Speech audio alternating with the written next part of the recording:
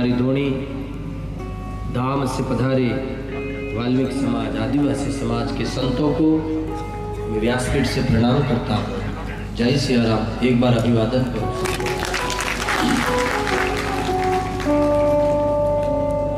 मेरे मुख्य यजमान, पोथी यजमान, कलश यजमान और आज के हमारे भोजन के यजमान गंभीर सिंह जी और उनका पूरा परिवार, एक बार आप खड़े हो जाए, जहां पर है वहीं से पूरा परिवार आज के हमारे भोजन के दाता है। आपको साधुवाद है, आपने पूरे वागड़ के इस अनुष्ठान में अपना तुलसी दल डालकर भगवान की कृपा आप पर बरसती रहे। सभी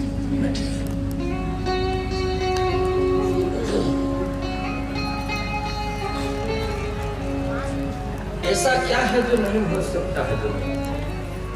मनोरथ शुभ हो, संकल्प शिव हो, कलेजा शुद्ध हो, कायनात कुछ कलम लेकर लिख देती है कि तुम्हारा काम ठीक होगा। क्या है ऐसा जो नहीं हो सकता। हाँ, ये जरूर है कि इस दौर में निकलना बड़ा मुश्किल है। ये दौर बड़ा मुश्किल है।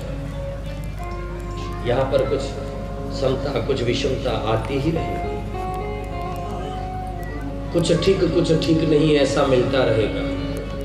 कुछ धूप, कुछ छाव, कुछ अंधेरा, कुछ उजाला, कुछ अच्छी बातें, कुछ बुरी बातें, कुछ सम्मान, कुछ अपमान, कुछ धूप, कुछ छाव। ये रास्ते के पड़ाव हैं, ये मिलते रहेंगे, जो भी निकलेगा उसमें। लेकिन रुकना नहीं, झुकना नहीं। आज सवेरे मेरे कलेक्टर साहब जो हमारे यहाँ पहले थे, लक्ष्मी नारायण मंत्री पूर्व में, अभी जो हमारे वर्तमान जिलाधीश महोदय उससे पहले जो थे, उन्होंने और मैंने मिलकर इस योजना को उस समय बनाया था। पूर्व जो हमारे यहाँ पर जिलाधीश लक्ष्मी नारायण मंत्री, अभी वो पाली जिले में है, वहाँ के जिलाधीश महोदय कलेक्टर में। तो आज सुबह उनसे मेरी बात हो रही थी। मैंने उन्हें अवगत करवाया कि एक विचार जो शुभ संकल्प आपके और मेरे बीच में जगह था, आज उस कथा की व्यवस्था चल रही है, उन्हें बहुत खुशी हुई। मैंने कहा आज आप जिस जगह पर थे वहां से हमको जो संबल मिला था, आज वो चलते चलते प्रक्रिया आज वागड़ को बहुत शुभ दिशा की ओर ले जा रही है। बहुत अच्छे विजन का व्यक्तित्व था, बहुत अच्छे विजन का। शासन में रहना, प्रशासन में रहना और जनता की पीड़ा को समझना, ऐसा उस सीट पर हर कोई नहीं आता है, कोई आता है।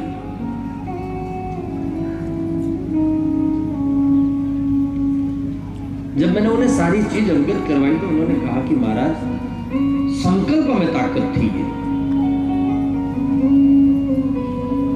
मैं नहीं हूं भले वहां पर,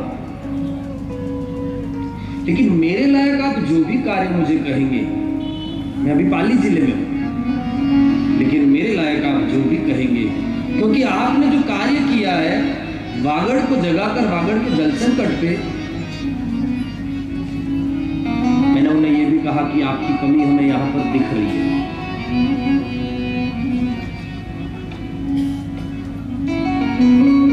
लोक नीति के नायक हैं ये लोग। प्रशासन सोया हुआ रहे ने तो जनता कुछ नहीं कर सकती है साहब। जैसे राजनीति के लोग होते हैं, राज के राधीन, राजनीति के अधीनस्थ जो राजनीति होती है वह शुभ रहे। ईमानदारी की सीट पर आपने काम किया आज तक, इस बात का भरोसा नहीं। बड़े लंबे कड़े संघर्ष के बाद आप राजनीति में आपने वो स्थान पाया जहां पर आपको आना था, लेकिन मेरी आंखें गवाही है इस आदमी ने जो संघर्ष किया और इस आदमी ने जो ईमानदारी दिखाई है साहब, तारीफ के काबिल है आपको, साधुवाद। और आज ये जो हम संकल्प लेकर चल रहे वो पूरा का पूरा विधानसभा क्षेत्र हमारे विधानसभा के विधायक महोदय के अधीन जाएगा। ये सारी पगड़ी आपके सर पर होगी, ये काम अगर हो जाता है। क्यों? क्योंकि ये इन्होंने आते ही पहला काम जल संकट पर शुरू किया। आते ही मैं किसी पार्टी का समर्थक या किसी पार्टी का मुखौटा नहीं हूं। यहाँ पर ये धर्मपीठ है साहब, राजपीठ राजनीति का और धर्मपीठ का डिस्टेंस क्या होना चाहिए मुझे पता है। मैं होश में हूं, मैं किसी को समर्थन देने के लिए यहां नहीं बैठा हूं, लेकिन देश में आकर कुछ पार्टियां अगर देश के धर्म को नाश करने का और धर्म को सीमित करने का और इस राष्ट्रीय राजमार्ग को सक्रिय गरिया बनाने का प्रयास करें तो उन सरकारों का विरोध भी करेंगे, और जो सरकार देश में आकर धर्म को आगे बढ़ाएगी उस सरकार के साथ में बढ़कर आगे भी बढ़ेगी। और मैं खुलकर सभी धर्म पीठों को आह्वान करूं, अब बैठे मत रहो पीठों में और मठों में, आ जाओ बाहर। देश को जरूरत है आज, एक अकेला थक जाएगा मिलकर बोझ उठाना, साथी हाथ बढ़ाना। आज नहीं जगे तो कब जगोगे? एक अकेला थक जाएगा, एक अकेला थक जाएगा, मिलकर बोझ उठाना,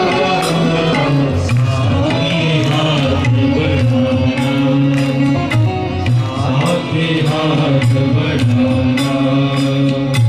एक अकेला थक जाएगा, एक अकेला थक जाएगा, एक अकेला थक जाएगा, एक अकेला थक जाएगा, मिलकर बोझ उठाना, हाथ बढ़ाना, हाथ बढ़ाना, हाथ बढ़ाना। इस देश में 3 तंत्र हैं, 3 नीतियां हैं। एक है राजनीति। राजनीति का शुद्धिकरण बहुत जरूरी। आज खुलकर नहीं आए तो फिर और कब आओगे? इतना सनातन जागा है, कुछ और जगा दो, पीढ़ियों का काम हो जाएगा। एक है राजनीति, और राजनीति में मेरा कहना है, मैं कई बार कह चुका हूं कि इस भारत को एक चक्रवर्ती सम्राट मिला है 2500 वर्षों के बाद। भूलना मत इस बात को, हाँ, खोना मत इसको, समझ लेना इसको। और भारत की बड़ी बड़ी पीठों ने इस बात की घोषणा कर दी है। मंद बुद्धियों ने अभी तक उसको जाना नहीं है, जाने के बाद पता चलेगा कि कोई हमें बचाने के लिए आया था और हम उसे समझ न पाए। हमें तो किसी राजनीति का कोई मुद्दा हासिल करना नहीं है, हमें तो कोई बजट पास करके हमारा कोई निजी काम करना नहीं है, फिर हम खुलकर क्यों बोले उनके बारे में? लेकिन समझ में आ गया है कि जिस आदमी को आज जरूरत है तुम्हारी, किसी पार्टी की बात नहीं कर रहा हूं, शीर्षस्थ नेतृत्व की बात कर रहा हूं। मैंने कल भी कहा था, जो भारत विश्व के मंच पर सर उठाकर नहीं, कहा किस कोने में जगह मिलती थी भारत के प्रधानमंत्री को पता तक नहीं था। आज भारत के प्रधानमंत्री को समय लेके उसका इंतजार किया जाता है कि हमें उसके पास में खड़ा रहने को मिलेगा। विश्व के बड़े बड़े नेता, ऐसा जो भारत का मस्तक ऊंचा करने वाला मेरा देश के प्रधानमंत्री है यशस्वी, उन्हें प्रणाम करूं मैं यहाँ से। राजनीति को शुद्धिकरण की ओर ले गया, याद है, राजनीति शुद्ध होनी चाहिए। जो आदमी अपने स्वार्थ के लिए समाज को बांटते, उन आदमियों से और उस नीतियों से सतर्क रहे समाज। दूसरा, राजनीति के बाद आती है लोकनीति। लोकनीति में यह प्रशासन होता है जो आज भ्रष्टाचारी में ज्यादा से ज्यादा डूब गए हर डिपार्टमेंट में। यहां से जाओ तुम पंचायत, पंचायत से तहसील, तहसील से थाने, इधर उधर एक गरीब आदमी को कितना नोच लिया जाता है, ये समाज जानती है। ये लोकनीति के नायक हैं ये सब अधिकारी वर्ग, जिनके पास अधिकार है, जनता के अधिकार जिनको सौंप रखे, वो जनता के अधिकारों का हनन कर कर उन्हें नोच रहे हैं। वो आदमी ये नहीं देख रहा है कि ये गरीब है। एक डॉक्टर को किसी भी तरीके का रिपोर्ट देने से पहले सोचना चाहिए। रिपोर्ट है तो तुम करवा लोगे 40-50 हजार लाख रुपए की, लेकिन उसकी क्षमता कितनी है वो भी देख लिया। चाहे डॉक्टर हो, चाहे वकील हो, चाहे इंजीनियर हो, चाहे किसी भी समाज का व्यक्ति हो, किसी भी शासन प्रशासन में कोई भी आदमी बैठा हो, अमीर का काम तो दुनिया सब कर लेगी, गरीब को कौन उठाएगा दुनिया में?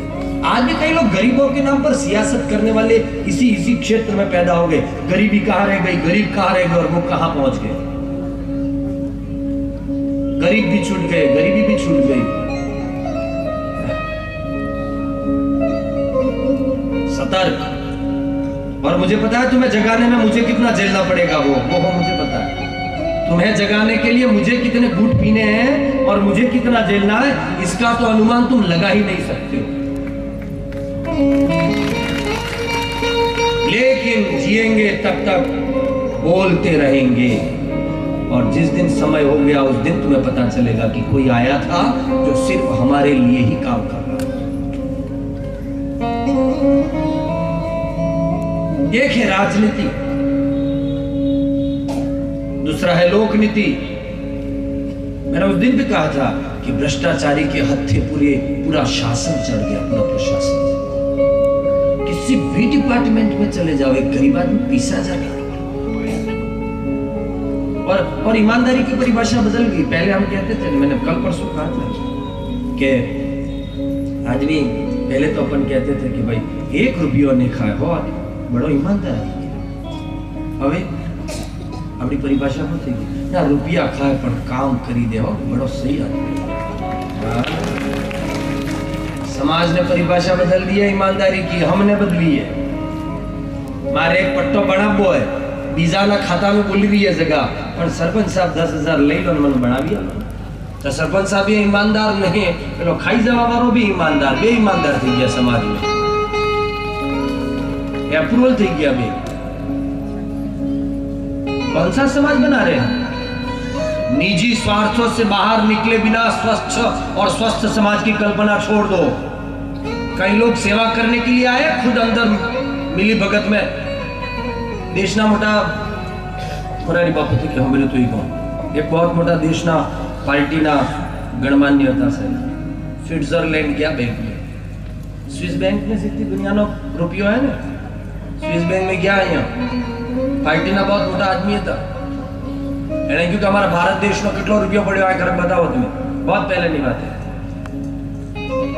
लेकिन स्विस बैंक के आए कर कोई चीज नु ओपन नहीं कर सकता, हमें तमने एम खुलासो नहीं करी ना ली શકો ने, फिर भी नहीं, क्योंकि सरकारी दबाव है तुम्हारे माथे के तुम बताओ अमने के भारत नो कितलो अनर्गल रुपयो है पड़ेलो है, लेकिन नहीं बतावी શકો मतलब नहीं बतावी શકો, એટલે કે 100% नहीं मिलेगा तुम्हारा यदि ना नहीं मिले तो પછી મારો રૂપિયો આ જમા કરી લો તમે, કેમ કે હવે અમને લાગે કે અમારા ભ્રષ્ટાચારીનો આવેલો રૂપિયો બાંડેને પડેગા।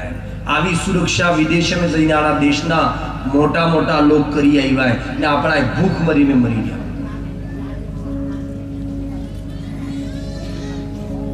राजकता के पीछे कारण है, कहीं पिटारे भरे और कहीं पेट खाली है।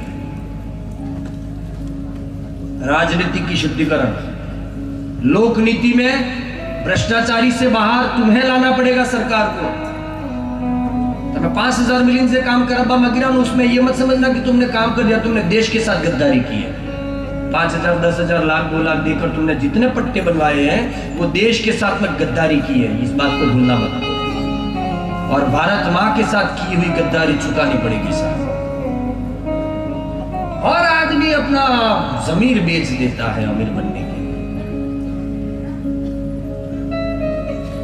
और तीसरी नीति है धर्म नीति। राजनीति शुद्ध बने, धर्म के नाम पर लोग धंधा न करें। आज कथा पर व्यापार बनी गई साहब, कथा थे कि उपार्जन नो एक मोटो भाग हेड़ी पड़ेगा। कथा करो, धर्म की कथा थे कि उपार्जन करो, सुंदर करो न काम।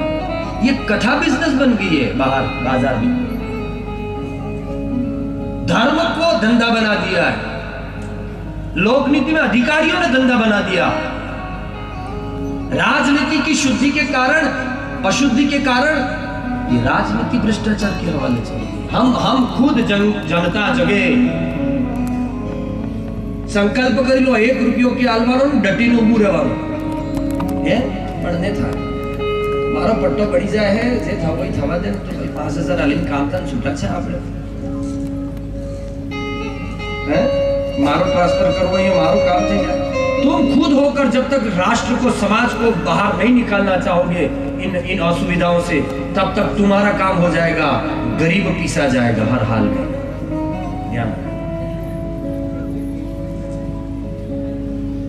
इसलिए राजनीति, लोक नीति और धर्म नीति, इन तीनों नीति में अगर सुधार होता है तो दुनिया का कोई भी देश कभी नीचे नहीं गिर सकता है। ये तीनों नीतियां देश की बहुत बड़ी स्तंभ है। राजनीति में सब राजनेता आ गए, लोक नीति में सारी जनता और सारे अधिकारी आ गए, और धर्म नीति में सारी धर्मपीठें आ गई। इन तीनों का समन्वय बेहतर हो जाए तो कौन कहता है कि देश झुक जाए किसी के आगे।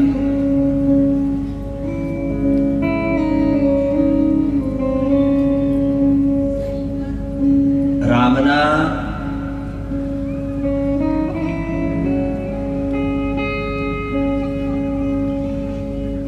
राज तिलक ने बात આવી नहीं कि राम को गाली दें।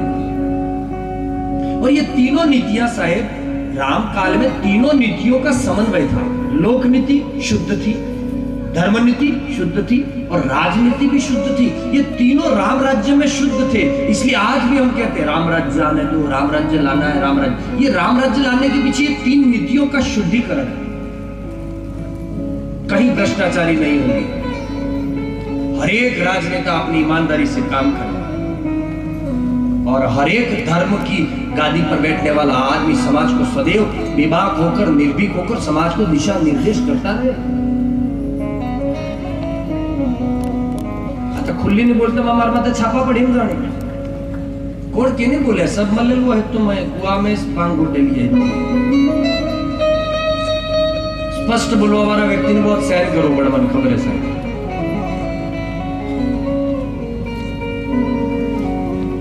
मेरे साथ कितने षड्यंत्र हो रहे हैं वो मुझे पता है, आपको नहीं पता कहां से शुरू होकर कहां तक चलते हैं। लेकिन कोई फिक्र नहीं है, सब सहन करेंगे, लेकिन जगाने का काम है, जगाते रहेंगे बस। मारे तक तुम्हारे भाई मुतमन स्पष्ट आज कह दू, मारे को आश्रम में बढ़ेगा कार्य, मारे को शिष्य ने बढ़ेगा कार्य। आप पीठ 24 घंटा समाज ने जागरूक करवानो काम करेगा एक सामान्य व्यक्ति ने तरीके से। અને કઠોર પરિશ્રમ હાથે પાછો એમને કે હું એસી में बैठूंगा તમને जगाड़ूंगा ना, मैं खुद उतरकर समाज में काम करूंगा। मैं कठोर परिश्रमी आदमी हूं।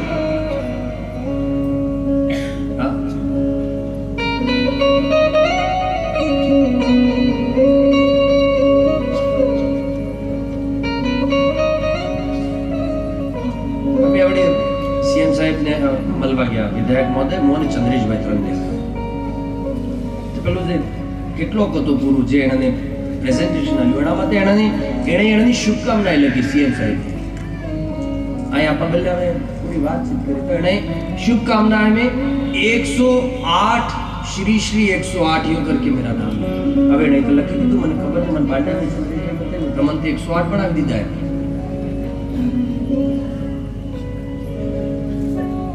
हमारा भाई नाम से है ना शास्त्री, ये भी सच में गिरो भगवान ने पीठ माथे भाई निकली रो कि शास्त्री भी हटावी देवा मांगी लो कमलेश भाई सनातनी शास्त्री ना होता है। शास्त्री એટલે જ્ઞાનની ઉપાધિ है, મારા જ્ઞાન સુલો તું સુતી માર તો સમાજને એક કરવાનો રસ્તા કઈ આય ઈ હોગવાય।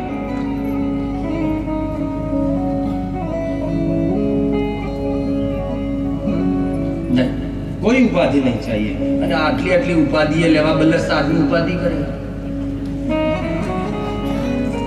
આદમી કને ઉપાધિ नहीं है, ઉપાધિ લેવા બદલે ઉપાધિ આપણે કઈ ઉપાધિ જોવાથી એટલે એટલે ઘણી ઉપાધિ તો આપણા હાથમાંથી કે આમ જ નીકળી જાય। આ सब चीजें આ ફૂલોના હાર ને આ सब આ એક ફૂલ ને देखो કે आपने वो प्रार्थना करो है फूल लेने नहीं अब व्यासपीठ पे एक भी फूल नहीं, मैं एक फूल उगा नहीं सकता हूं, मेरे कारण एक फूल टूटना नहीं चाहिए किसी भी बगिया से नहीं, ये नागवारा है। मैं उसके लिए बैठा भी नहीं हूं, यहां पर स्पष्ट बोल रहा हूं आपको। आप यहां पे रुपया भी नहीं चढ़ाओगे, आपके भाव है तो आप जाकर दान पेटी में डाल देना, नदी के काम में आएगा वो हमारे साथ। ना अपना लिफाफा जुए, ना अपना रुपया जुई रहा है, ना अपना अपनी प्रतिष्ठा जुई रही है। एना पुटी भी समझ में नहीं आवेगा समाज ने क्या हो कारण से क्या यज्ञ થઈ રહ્યો। આના પૂરા પરિસર में ફરીને भी જોઈ લેજો કે ફોટો भी નજર નહીં આવે ગાડા ભક્તાનો તમને હોર્ડિંગ માથે કે પત્રિકા માથે। અને કરવું હોય તો તમે આરામથી પૂરી ચેન બનાવીને એવું કરતો કે તમને મળવા બદલે 2 મહિનાનો ટાઈમ મળવો પડતો, લેવો પડતો. આટલું માથું આઈ સલાવ તો આટલું માથું પેલોડ નહીં સારું મારું. लेकिन नहीं, मुझे समाज के बीच में रहकर समाज की अव्यवस्थाओं पर चिंतन, मंथन और परिवर्तन ये सब करना है, हर हाल में करना है. और आज देखो आप निमित्त सब बने हो, लेकिन क्या लगता है मेरी औकात है कि सीएम और कैबिनेट मिनिस्टर यहाँ पर आ जाए? क्या औकात है? लेकिन अंदर की शुद्धता है भाव की कि सरकार को ठेठ दिल्ली से यहाँ तक आना पड़ रहा है इस अनुष्ठान. सब निमित्त है, हम सब निमित्त है. खोटो अहंकार थी जाए आदमी मुंह खोल.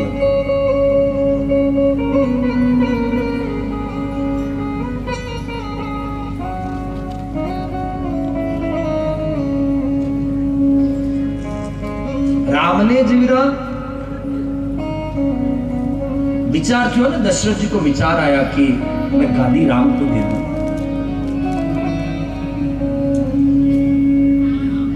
तो दशरथ जी ने सोचा कि एक बार राजनीति में सबको पूछ लूं. तो सब मंत्रियों को पूछा राजनीति में कि क्या मैं राम को गादी दूं.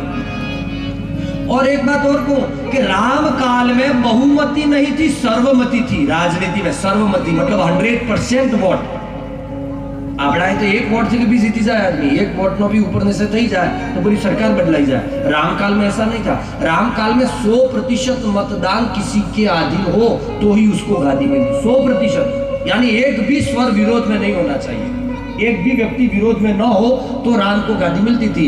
और दशरथ जी ने घोषणा की कि राजनीति को पूछो सब मंत्रियों को, और सुमंत को आदेश किया राजनीति का पूरा बायोडेटा ले, क्या विचार है राजनीति के. और दूसरे दिन बात हुई कि राजनीति के सब मंत्रियों की एक ही राय है कि राम को गादी दे दो. सबसे आगे धर्म की सत्ता के सभी साधु संत बैठे.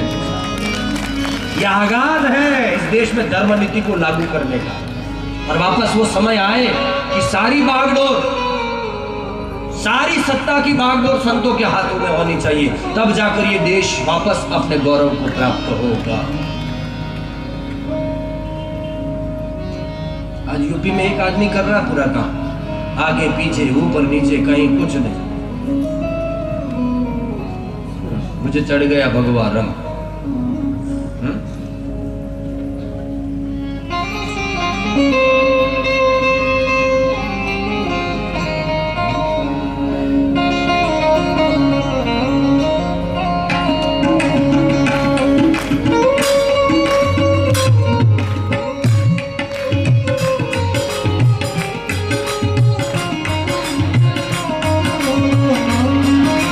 देश को जीवित रखने वाला अगर कोई कलेजा है, कलेजे का रंग है ये. और इसे रंग मत कहना.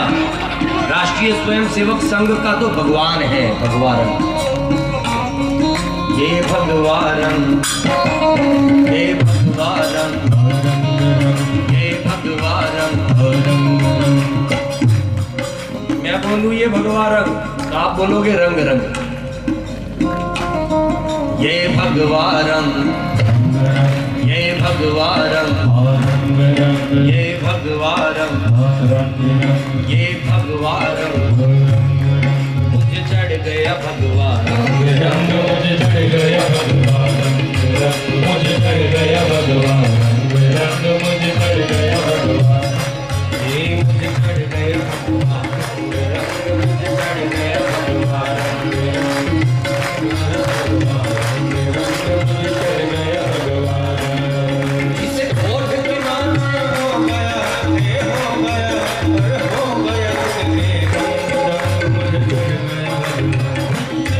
मुझे चढ़ गया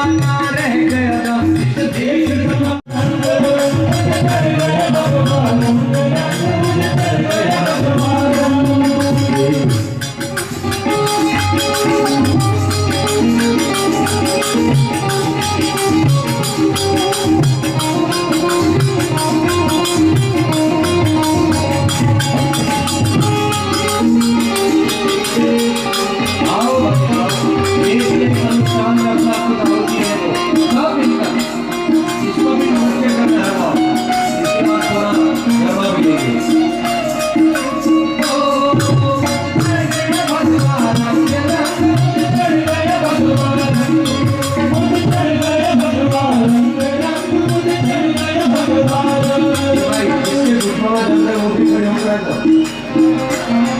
ये अवसर है, ये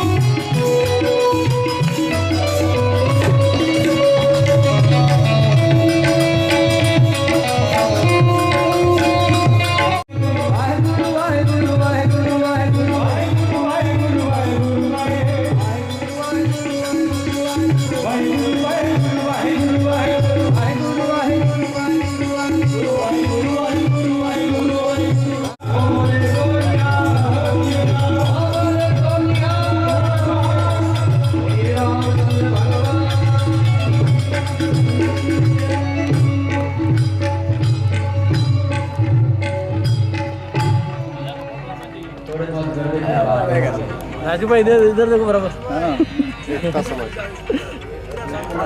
मात्र एक ही ऐसी थी जिसने विरोध किया और एक ही मत विरोध में आया और राम ने गाली छोड़ी। सोचिए साहब इस देश में राजनीति का स्वरूप कैसा था।